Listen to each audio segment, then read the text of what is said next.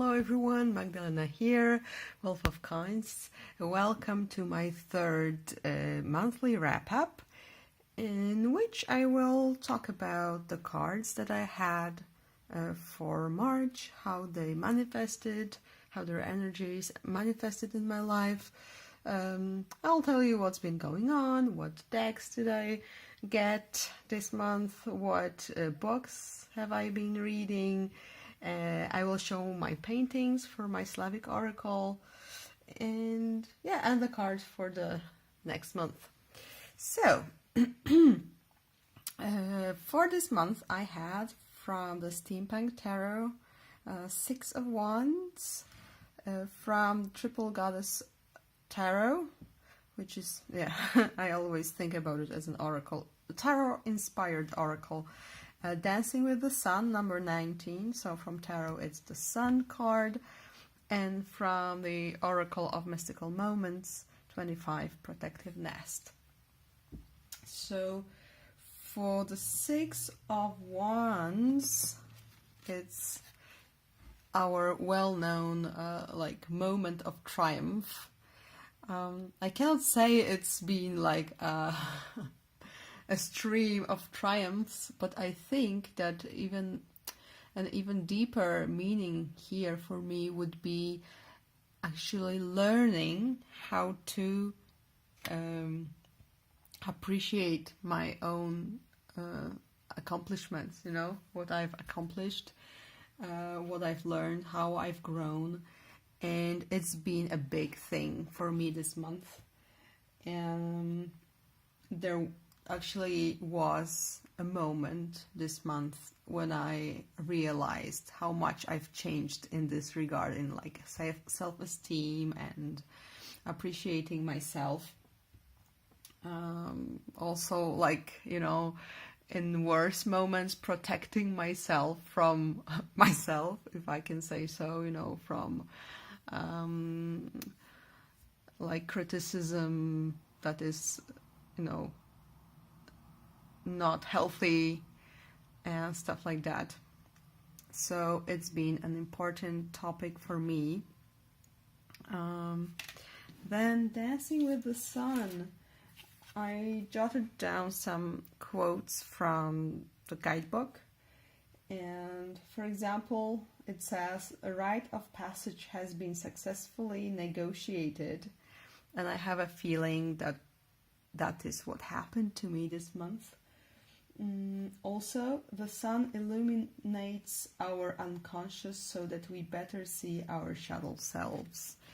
And I did have a really illuminating moment during shadow work, because I'm still continuing with the prompts from the shadow work October 2015 by Mnomkwa, and I'm on, I believe, prompt 22, because I'm really giving myself time here. But so with this initiation thing and illuminating our shadows, when doing shadow work, I realized that as some of you know, most of my life I've been Catholic. That's how I've been raised, and couple of years ago I decided it's not for me. Then I was a bit, for 4 years I was confused, not knowing what actually I should do, what I need, what I want. Then I found Slavic paganism, and then I knew it's for me. But I have never done any kind of ritual regarding my old faith, and now it looked like I needed. And also my friend told me that sometimes it's like that, the bonds that have been placed upon us ritually need to be cut also by a ritual. So I realized, in short, that I knew that I'm still not healed after leaving Catholic faith, it's you know, it's a process and it will last for more years to come.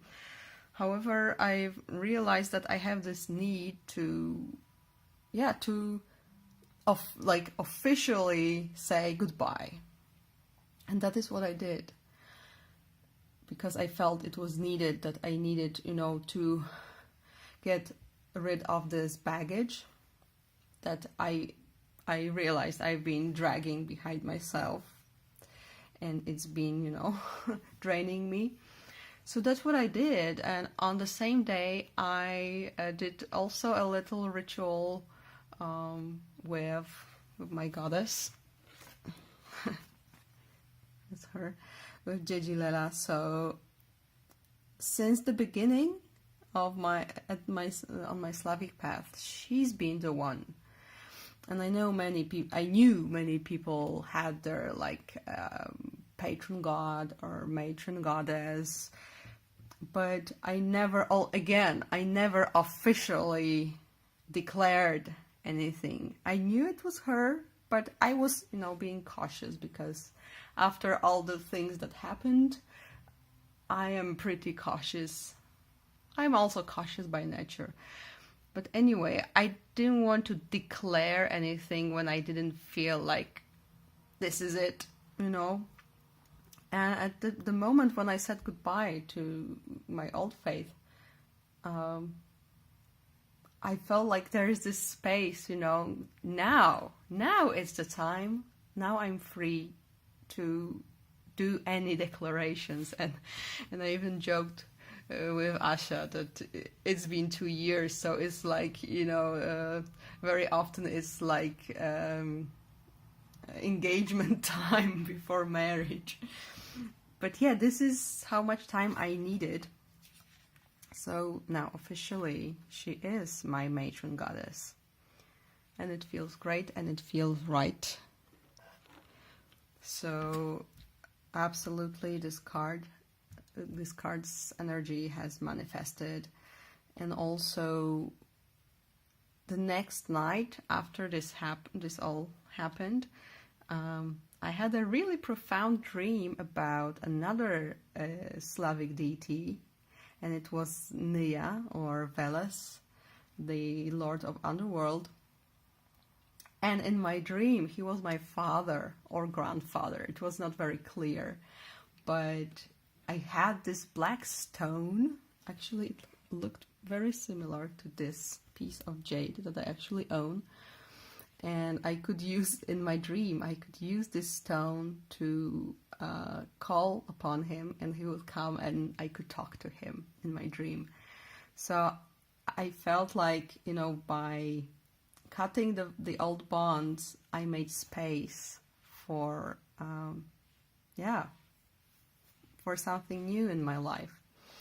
Plus, I've always, from the start, I felt like they are, Jejilela and Veles or Nia, that they are this, you know, the pair. So I feel like there is balance now. I will have to, you know, still explore my relationship with him. But yeah, it's been something profound, I think. And lastly, this protective nest. It was not very about like being protected, rather than, as I mentioned in my previous video wrap up, about all those eggs. There are a lot of creativity. So a lot of painting, some writing, dyeing yarn for the festival, vending at the festival. It's been really a lot. So these are my cards. I've already talked about them long. Let's see if I can go faster. So yeah. Oh, I'll leave the cards here so you can see nice pictures. But yeah, on the spring equinox, we went. I made a Marzanna effigy. This is a Slavic tradition. in some Slavic countries it's alive to this day. So I went with my son and my husband to drown the Marzanna effigy in the river. And yeah, I talk about this in my spring equinox altar tour video. You can check it out. Last weekend was the yarn festival, so I was completely exhausted after this. But yeah, it was a great experience, meeting a lot of wonderful people. Someone requested that I post a little video from the festival, so I recorded some of my booth, and I can put some pictures in. So if you're interested, and yeah, we also went to France for a concert. Imagine that, because we were supposed to go to a concert in Zurich of my favorite band, Camelot, and the concert was cancelled. But so I was very sad, and my husband found out that they are playing. They were on a tour, so on a tour. So they were playing in France, but really close to the Swiss border, Swiss and German border. So we drove there. It was like less than 2 hours one way. And we had a blast. It was amazing. I was in the first row. I shook hands with people. With the musicians. It was amazing. I was very happy. Then, as I said, I painted a lot. I will show you my paintings in a minute. But I also got 2 decks. One was my the Kickstarter that I backed. It was Moon Crystal Tarot's Minor Arcana, and there's a video, a full walkthrough of it on my channel if you're interested. And I also got this deck, Wild Kuan Yin Oracle, the Pocket Edition. So there's been a discussion about whether the first edition or the second edition is better, because the first edition had a longer guidebook, like really long descriptions for the cards, and then it got edited to shorter form. So people were like, I was also like that. Should I try and get the first edition to get the whole package, let's say, or should I be satisfied with the new edition? Maybe it's better, because I actually do not really enjoy long descriptions for the cards. I get a bit confused by that, and in the end I got the shortest you can get. So these are the same images, but without the keywords here. You get a really short message on the back. And you guys, it's been perfect. I love using it. If you're interested, I can do a walkthrough of this deck. Yeah, the only thing I have against it is, but I would have it against any edition probably, how the pictures have been cut. Look, why doesn't this animal have the tip of its maw? It's they could have cut here. Yeah, and sometimes the way they cut it is very weird. I understand that maybe the paintings had strange sizes and it was difficult, but still there are some cards, but they are gorgeous. Anyway, the artwork is gorgeous. The artwork is by Wang Yiguang, and it's an Alana Fairchild deck. So yeah, I have the regular Kuan Yin Oracle by her, this one, and recently I'm using it every week for my Self-Love Friday pull, and it's very good. But yeah, I love this. This artwork is just, oh my god, it's just amazing. But as I said, sometimes the how they framed it, how they cut to the frames is a bit weird. But yeah, I'm loving this deck. And I'm very, very satisfied with my purchase. And it's not been too expensive because it's, you know, a pocket edition. It's small. There is no guidebook for it, only like one card of instruction. I haven't read it, but yeah, you know, it's an oracle deck. It works beautifully. And yeah, what else? Yeah. So, oh yeah, the books I've been reading, because some of you commented that you enjoy when I talk about the books. So I finished this book. I've been showing this previously on my channel. Unfortunately, it's in Polish, but it's about magic professions, mainly blacksmiths, but it also includes alchemists. And it's beautifully illustrated, and it has, yeah, great stories, legends collected from all over Poland. And I marked some especially mythologically interesting parts. So this is great. This was great. And I've also read, I'm also finishing this one. It's also amazing. I love this author.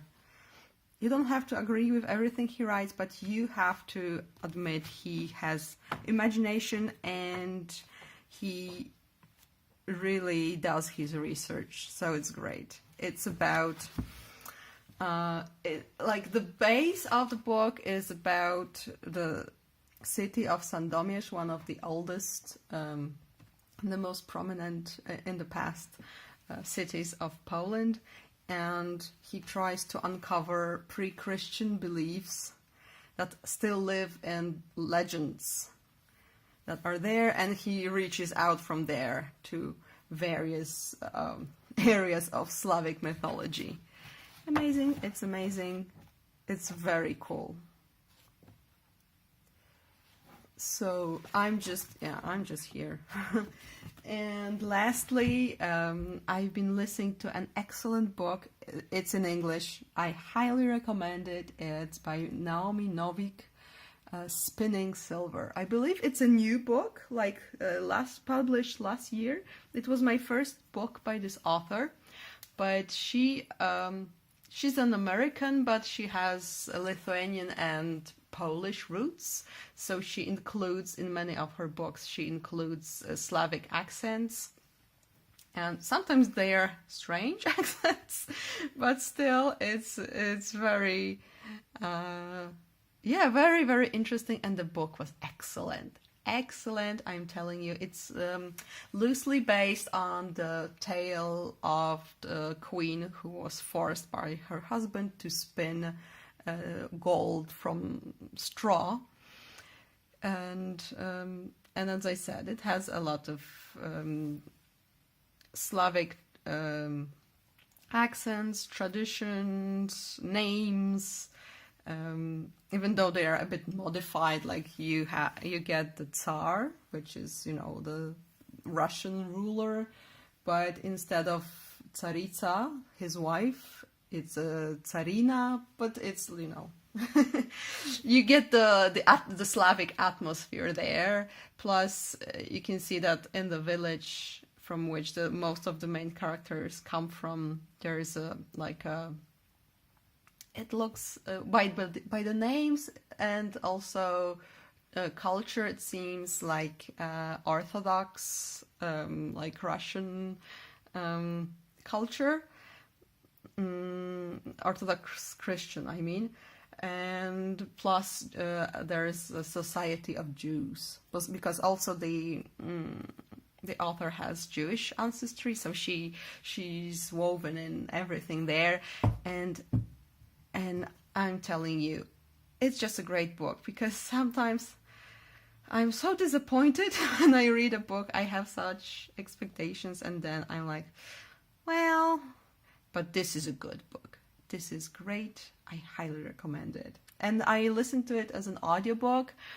It was a bit strange because for some reason the reader, she tried doing accents, like you would have a Slavic accent speaking in English.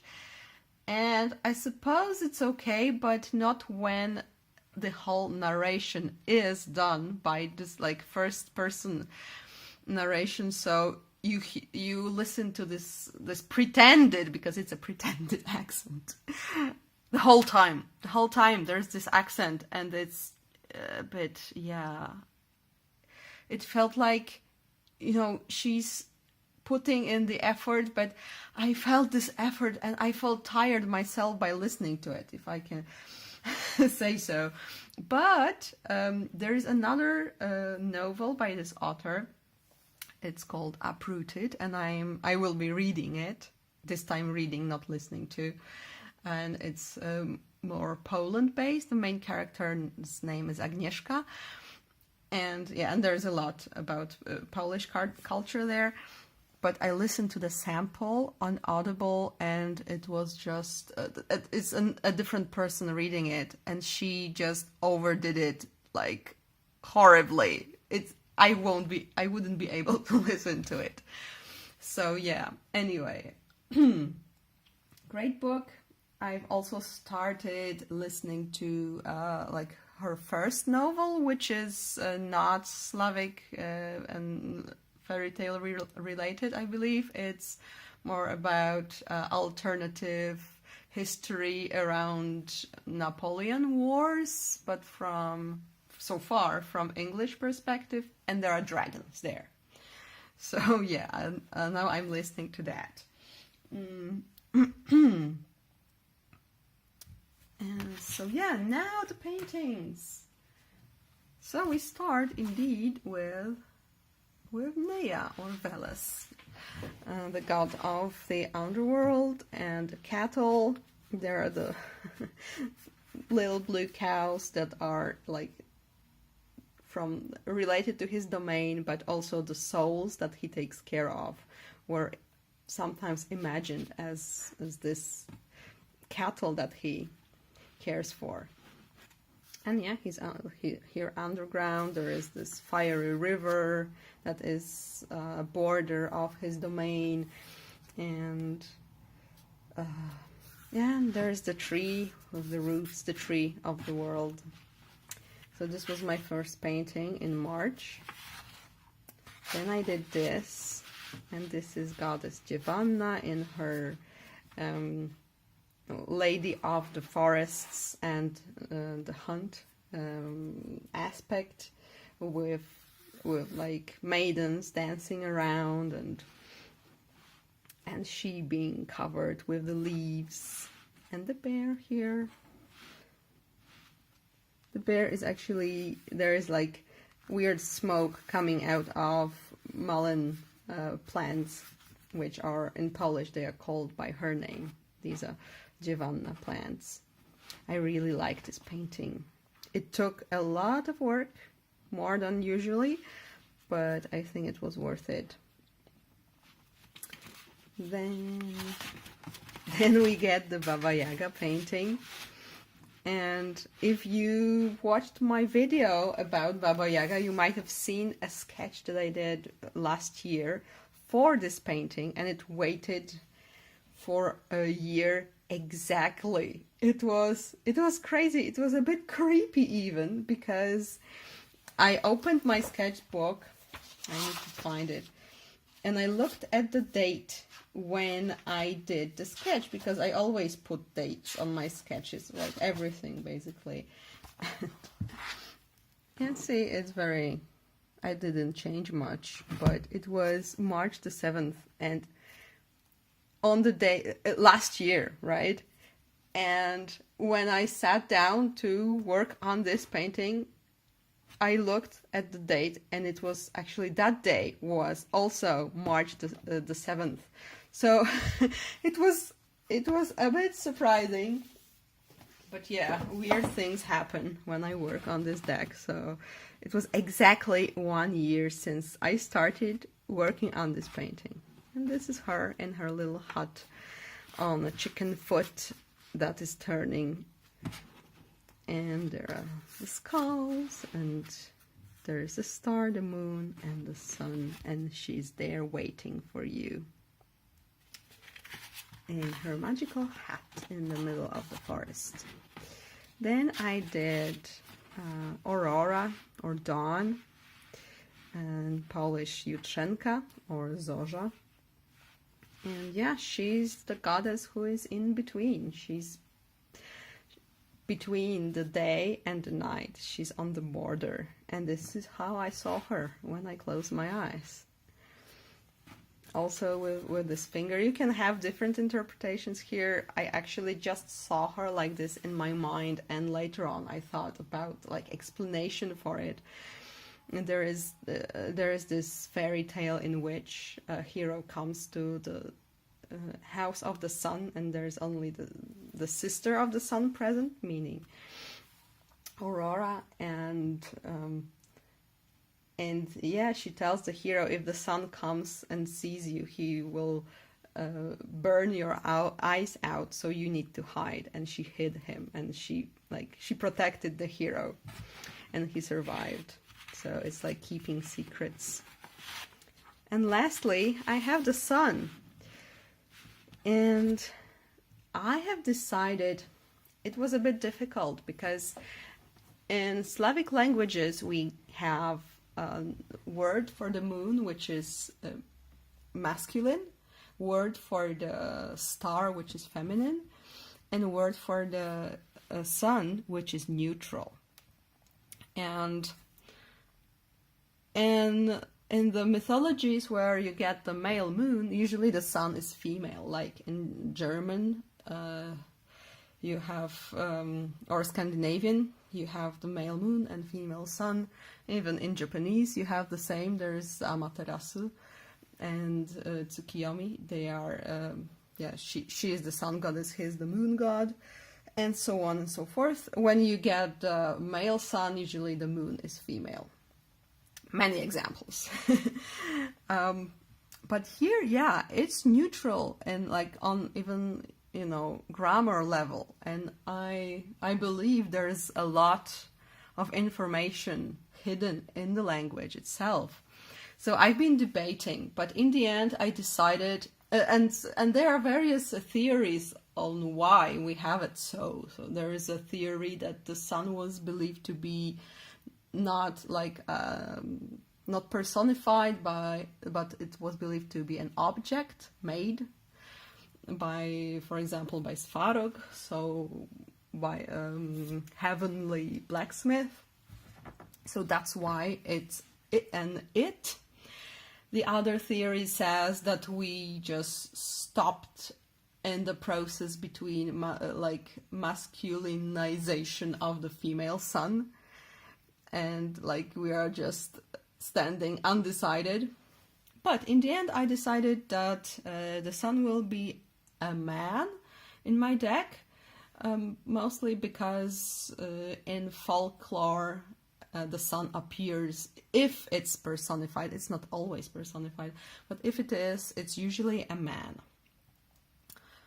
But then I closed my eyes and and I saw this. I just saw this image and I thought, well then, it's perfect. I don't have to decide. The viewer can decide for themselves if they want a god or a goddess, because you cannot tell, right? So this is the story behind this card. And yeah, these are my paintings. Please let me know if you like them, what you think about them. I would love to hear your opinions here. And lastly, I will just show you the cards that I have for April. So hopefully I will make a video at the end of April talking about them. Yesterday I did not do the wrap up because I was, it was after the festival and I had to regain sanity. But yeah, I have the Ace of Pentacles, Seated Angel Flying, and it's 14, so it's Temperance, and the Trader, Exchange energy to create abundance. I suppose I should have I should have it like for the festival. Not now, but yeah, we'll see how it works. Yeah, this time I pulled from the Angels and Ancestors Oracle, not the Oracle of Mystical Moments. But anyway, I hope you've enjoyed. If so, please let me know in the comments or give me just a thumbs up. It always makes me happy and motivated. Thank you so much for watching. Happy April. Have a lovely day. Bye.